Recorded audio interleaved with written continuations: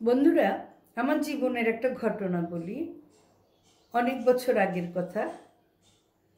তখন আমরা ভাড়া বাসায় থাকতাম। আমাদের বিশাল যৌথ পরিবার ছিল। মানে প্রতিদিন আমাদের ঘরে 16-17 জনের মতন মানুষ আমরা থাকতাম, কাজের লোক সহ।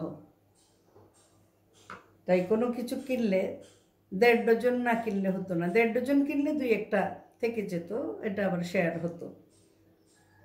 1 ডজন কিনলে শর্ট পড়তো। তো ঘর দেখতে গেলে বড় ঘর দেখতে হবে। ঘর দেখতে গিয়েছি, সাথে আমার ছেলেও গিয়েছে, আমার একজন দেবরও গিয়েছে।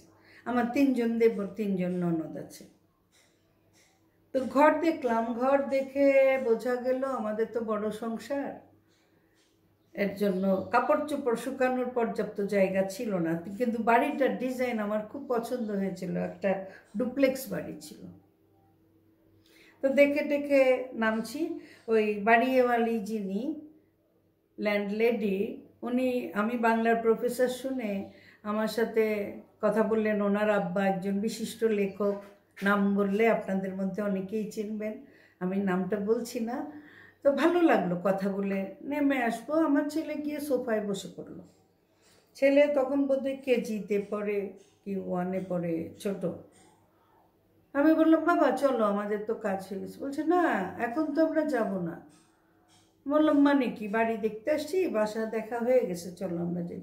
বলে, আন্টি তো এখনো আমাদেরকে চা নাস্তা কিছু দেয় নাই। বেড়াতে গেলে কি চা নাস্তা না খেয়ে ফেরত যায় কেউ? এত লজ্জায় পড়েছি আমি আর ওর কাকা।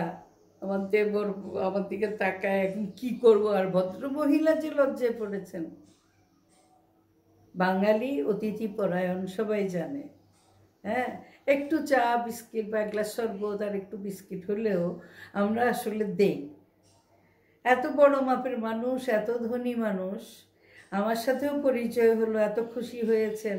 আমিও তো ছোট মাপের মানুষ ছিলাম না, খুব বড় না হলেও ছোট বলে তাচ্ছিল্য করার মতন ছিলাম না। কিন্তু এরকম হয়, এরকম কিন্তু বাচ্চারা করে। তো ছোট বাচ্চাদের একটু শিখানো দরকার। ওর পরে তো ঘরে এসে আমি তাকে শিখিয়েছি, সুন্দর করে বলেছি যে কেউ দিলে দিবে, তখনও এই খাওয়ার জন্য গিয়ে বসে থাকবে না। তুমি কি না খেয়ে গিয়েছিলে? কিন্তু উনি দিবেন না কেন? দেওয়া, এটা তো দেওয়া নিয়ম। আমাদের ঘরে কেউ আসলে আমরা দেই না? যে আমরা দেই, হয়তো ওনাদের ঘরের ওটা নিয়ম। তো আসলেই পরিবারের শিক্ষা বাচ্চারা খুব মনোযোগ দিয়েই দেখে। কি বলো? নিজেদের ঘরের প্র্যাকটিস অন্য জায়গায় গিয়ে আশা করে, অন্য জায়গার প্র্যাকটিস নিয়ে কথা তোলে। তাই শিশু থাকে যেই পরিবারে, এই পরিবারে বড়দের অনেক বুঝে শুনেই চলতে হয়। কি বলো?